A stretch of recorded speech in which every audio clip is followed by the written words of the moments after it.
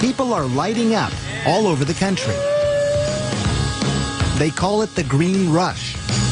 Marijuana has moved out of the back alleys and into the open. Happy Cannabis Cup, y'all. In some states, it's legal to grow, to sell, to smoke. And marijuana could be legalized in a city near you. So easy to get, and many think so harmless. But when the smoke clears, is marijuana bad for you? Or could pot actually be good for you? Marijuana is better than all those pills for you in terms of treating? Yeah.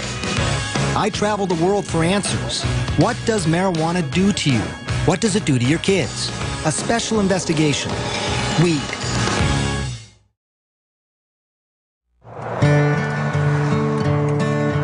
Our journey begins here, in this small town home, nestled in the mountains, with a family who has never allowed TV cameras in before. And you're going to soon learn why. This is so pretty out here. Yeah. They live in Colorado, one of 2 states where it's legal to smoke pot medically and recreationally. But here, it's also taboo to residents like Paige Figge and her husband, Matt. I'm sure it was mentioned to us by someone, hey, you should try this. And I thought, no way. You thought that's fringe stuff? No way, not in a million years, no. But in this area, marijuana is far from fringe. 4 joints, and do you want Island Sweet Skunk? Medical dispensaries are everywhere. Hey, welcome, guys. People are smoking in private clubs and public festivals. But none of this is for Matt. He's a military man, and marijuana would be a career ender. I grew up in Wisconsin in a well-loving family, and I was educated to, like, oh, that's a drug. You don't do that. And I never did. But just decades ago, marijuana was a legitimate medication, also called cannabis, prescribed by doctors and dispensed by pharmacies. This is Harry J. But that all changed in 1930. A relentless warfare against Henry Anslinger, the United States' first drug czar. For him, public enemy number 1. You guessed it, marijuana.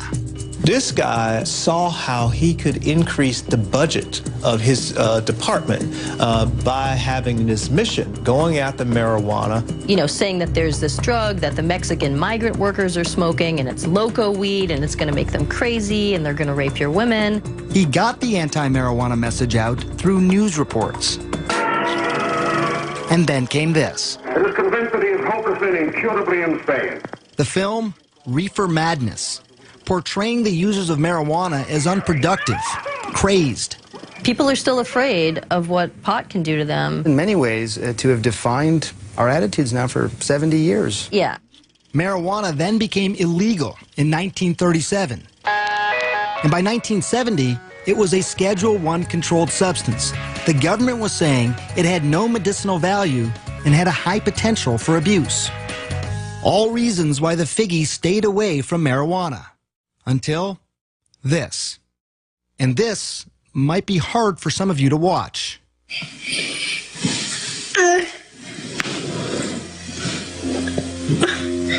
It's okay, baby. This is their daughter, Charlotte, having a seizure.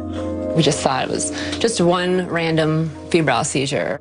Nothing to really do, Right. no medications. It's a fluke. Right. A fluke made sense. After all, Charlotte, nicknamed Charlie, was born perfectly healthy, a fraternal twin to sister Chase. Charlie always had big, big smiles. Just happy kids. Easy. Yeah, easy. Very much so. So it was around 3 months, you said, that when you Yeah. first noticed that Yeah. Charlotte had a seizure. I was changing her diaper, well, putting a new diaper on from after the bath, and her eyes just started flickering. It led to the first of many trips to the ER. They did the $1 million workup, the MRI, EEG, spinal tap. You know, they did the whole workup and found nothing and sent us home. No abnormal blood test, no abnormal scan. And developing normally, too. You know, talking and walking, and the same day as her twin. Nothing was behind yet. By the time she was 2, though, the seizures had become constant and started to take their toll on their once happy, joyful little girl. She started to really decline cognitively, and she was slipping away, and she just wasn't keeping up with her twin. The Figgies finally found an answer. It was awful news. Dravet syndrome. It is severe, intractable epilepsy. The seizures start during the first year of life and are unstoppable, difficult to control, and very damaging. Severe behavioral problems, attention deficit and hyperactivity, the self-injury, banging her head on the floor and pulling her hair out, and like a possessed child. This isn't your perfect, happy Charlotte. It was a race against time. Many Dravet kids die young, in early childhood. Charlotte was almost 3. For the next 2 years, the Figgies tried everything. Strange diets, acupuncture, and dozens of powerful drugs like Valium, Ativan, phenobarbital. But nothing seemed to help.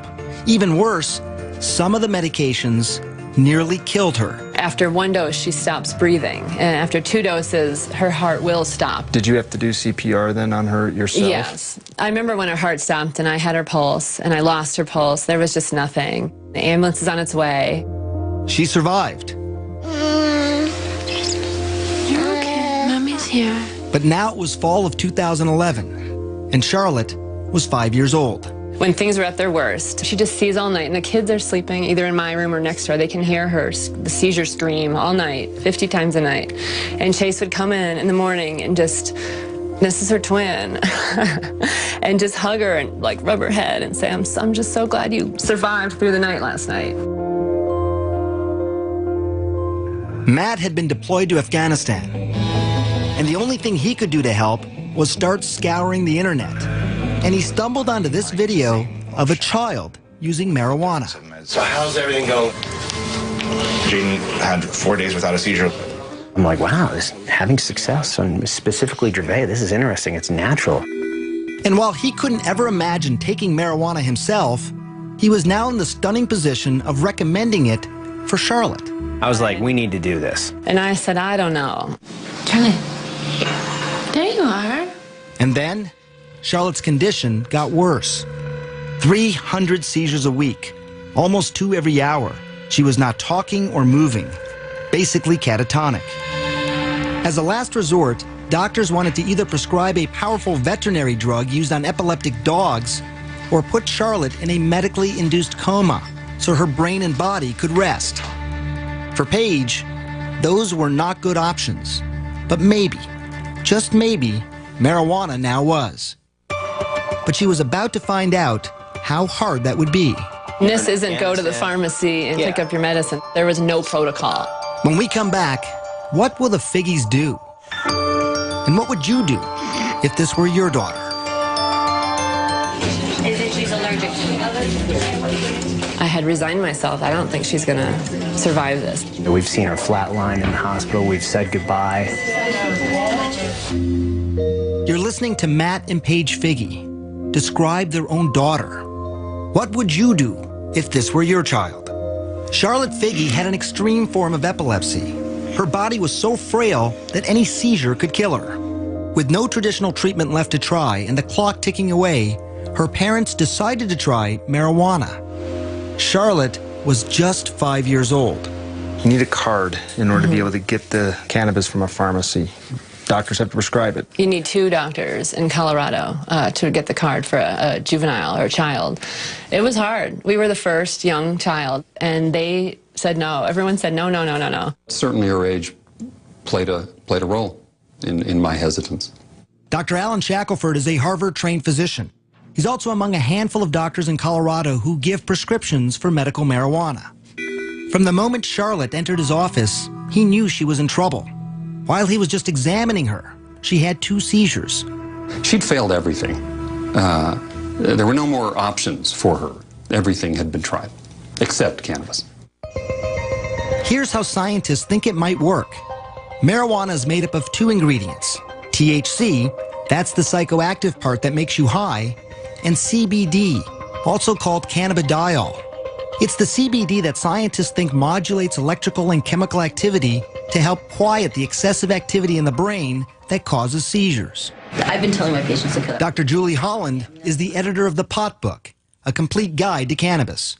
For a long time, the work on cannabis and epilepsy was sort of inconclusive. Maybe it works, maybe it doesn't. They couldn't quite figure it out. And it's only when they really started separating THC from CBD that they saw, definitively, yes, CBD seems to really stop seizures.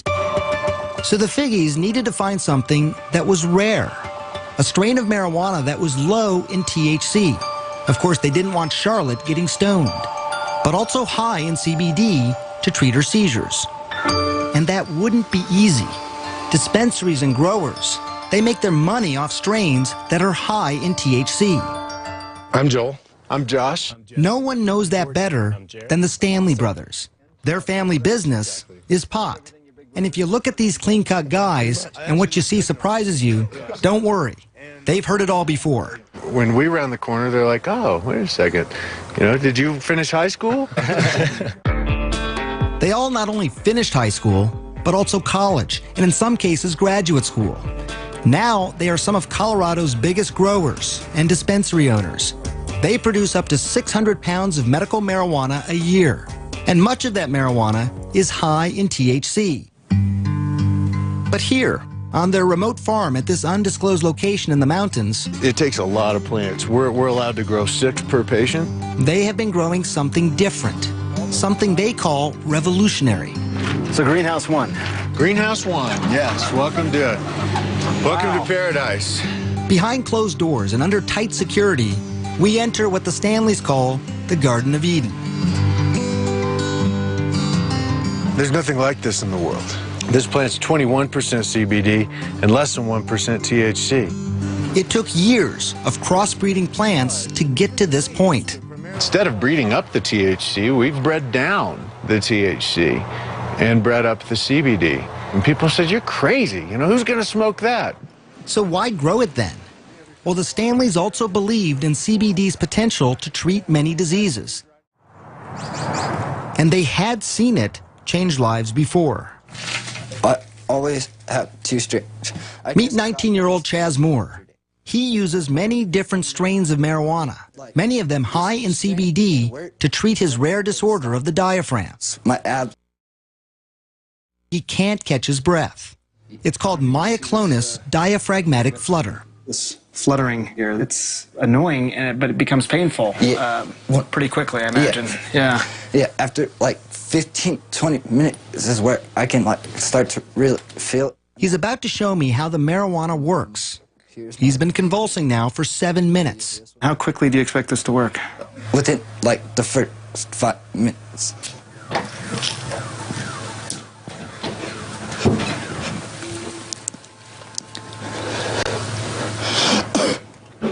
And I'm done. That's it? That's it. It was actually less than a minute. Depending on the attack in the day, it'll work within the first couple hits. Hear how his voice is completely different. That attack lasted 8 minutes. But some have lasted much longer and happen as often as 40 times a day. And like Charlotte, he had tried so many things before. By 16, Chaz was taking these powerful, addictive, potentially deadly narcotics and muscle relaxants daily, like Valium and morphine. It would be safe to say that marijuana, what you have in your hand there, is better than all those pills for you in terms of treating what's going on? Yeah, I'm not zombified. I've had 16, 17 attacks today, and I'm still sitting up talking to you. My first attack on all these, I'd be in the hospital. I'm a firm believer that marijuana has actually saved my son's life. Chaz's father, Sean. His quality of life now is 1,000 times better than what it was when he was on the pharmaceuticals. A quality of life that Paige Figge desperately wanted for her daughter Charlotte. But she still had one hurdle to cross: convincing dispensary owners like the Stanleys to sell marijuana to a 5-year-old little girl. When Charlotte's mother called my brother Joel, the brothers had a meeting. He said, tell us about this patient. She's 5 years old, he said. And we said, oh, no, we can't do that. Why? It was the fear of the unknown. Charlotte was the youngest patient at the time wanting marijuana. Would it be too much for her? Or would it change her life forever? We'll find that out later. But first, learn more about what marijuana does to your kid's brain, and yours as well. April 20th, Denver, Colorado. We like weed, tens of thousands from around the country and the world lighting up legally. Happy Cannabis Cup, y'all. For some, it's a lifestyle. For others, it's a lifeline. We're working with the Lupus Foundation and rheumatoid arthritis. But for all of them, I wondered, what was it doing to their brains? Some of my patients call me pot doc. Your patients call you pot doc? Well, they never meet anybody who's as interested in hearing about their marijuana use as I am. Dr. Stacy Gruber is serious about pot. I want you to name the color and not to read it. Okay. I met her in her labs at McLean Hospital near Boston. She's using high-tech imaging to see what happens in the brain when you smoke. When you first smoke, that is, you light up a joint, a spliff, a blunt, receptors, which are throughout the brain, respond. And these areas of the brain are responsible for things like pleasure, memory, learning, sensation, sense of time and space, coordination, movement, appetite, and other drives, shall we say. So it's sort of an all-over impact, right? So reward, pleasure, hunger. You have this overall feeling of well-being, they say. That all sounds pretty good. Right. It does sound pretty good. And it's not just feeling good, but there's this phenomenon reported by many smokers over the years, especially famous artists, the ability to be more creative.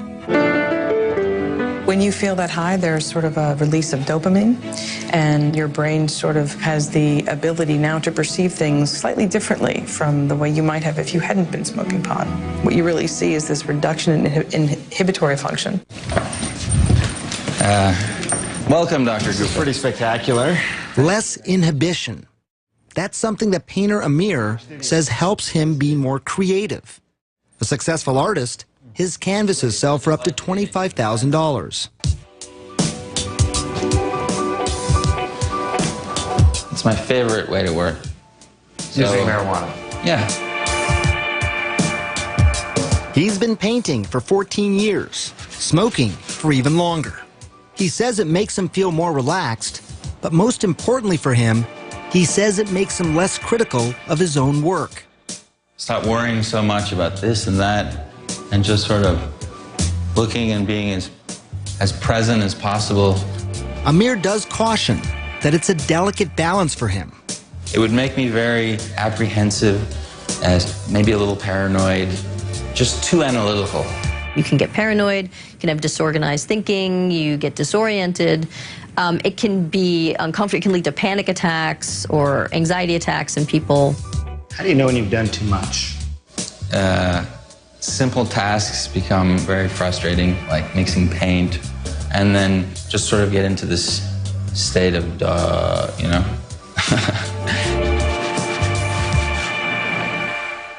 Inhale. And why that happens is exactly what Columbia University neuroscientist Carl Hart is investigating. Exhale. Research subjects in his lab smoke marijuana and then take a variety of cognitive tests. The effects will be disruption in memory, disruptions in inhibitory control. They will become slower at cognitive functioning, a wide range of things. These effects are temporary, but they're pretty pronounced and they're clear. And it's slowly becoming clear to scientists what part of the brain is most affected. It's the prefrontal cortex. It's very important for planning, thinking, coordinating your behaviors. There are tons of marijuana receptors in this region, and we think that marijuana, particularly in the novice, can disrupt all of those behaviors. An impairment that Hart cautions could be dangerous, especially when driving. You may prematurely hit your brakes, you may prematurely hit the gas pedal, a wide range of things. You may make a turn without looking more carefully. Look at this experiment done by CNN affiliate KIRO in Washington State. Subjects smoked marijuana and then drove. One was a daily medical marijuana smoker, and another, an infrequent weekend smoker. Relaxed and buzzed. The more the novice user smoked, the more trouble behind the wheel. Watch yourself, watch yourself. But interestingly, the habitual smoker didn't have as much trouble. I wouldn't pull her off the road, no. No, not yet. And that's something I witnessed firsthand driving around with 19-year-old Chaz Moore. The day that I spent with him, he had been smoking all day long. Do you feel impaired at all? No, I don't. I feel normal. Turns out when you test people who have a lot of experience with cannabis, you don't see many disruptions. But if you test people who have sort of a limited history with cannabis, you can see some clear, pronounced disruptions. Of course, no one thinks that driving when using marijuana is a good idea. But what scientists can't answer is if there is a safe legal limit, and if people who use marijuana daily as a medicine should be able to drive. How impaired are they? What is more clear, though, is the effect of marijuana on the young brain. What we see is a very big difference in people who begin to smoke prior to the age of 16 and those who smoke after age 16, what we call early versus later onset. Gruber's brain scans show that the white matter, those are the highways that help the brain communicate from one point to another, are impaired in those who start smoking early. Maybe there's underlying white matter connectivity differences. That's your concern, it sounds like, that those highways, those white matter highways, are just more disrupted in people who start smoking early. That's what we see. Perhaps not surprising, given what we know about the young developing brain. That's a very delicate time in brain development, and that's not a good time to be taking any drugs. Preliminary research shows that early onset smokers are slower at tasks, have lower IQs later in life, higher risk of strokes, and increased incidence of psychotic disorders. And while these studies are not conclusive, some scientists are still concerned because in 2012, 35% of high school seniors lit up. And that could mean a generation of kids with damaged brains. And many fear something else. I never really told myself I needed help. A generation of marijuana addicts.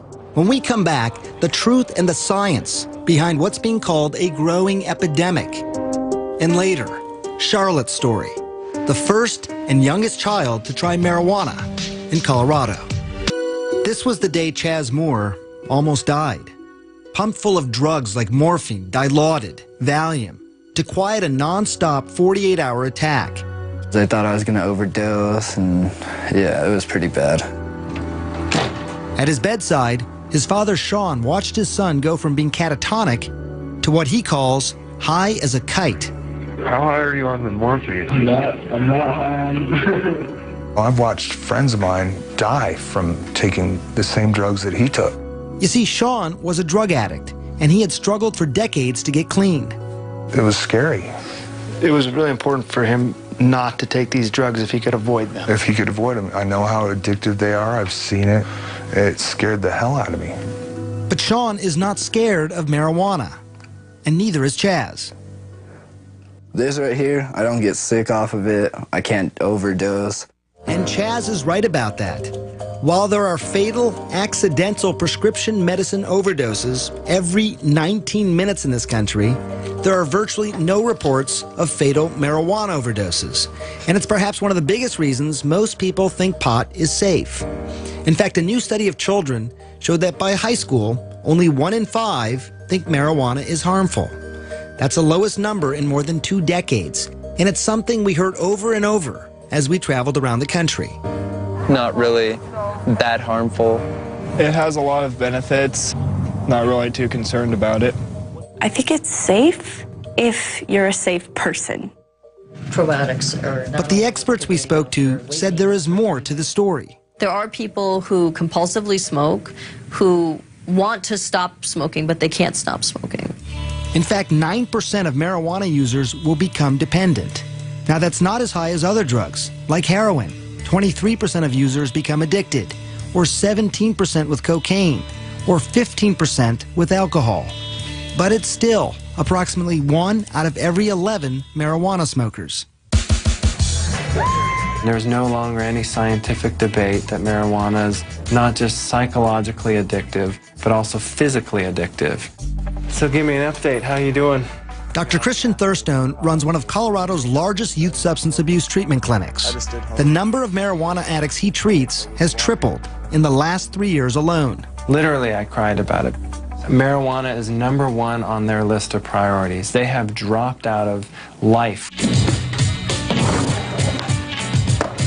Back in the day, I wouldn't feel like my day has really started if I didn't get high.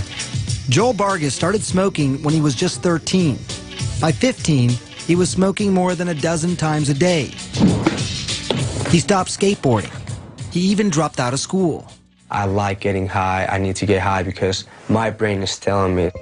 Adolescents, starting at about age 13, have a pretty mature brain reward center, so they can experience rewards and pleasures the same way adults can. But the problem with that is that their prefrontal cortex, which helps people think ahead,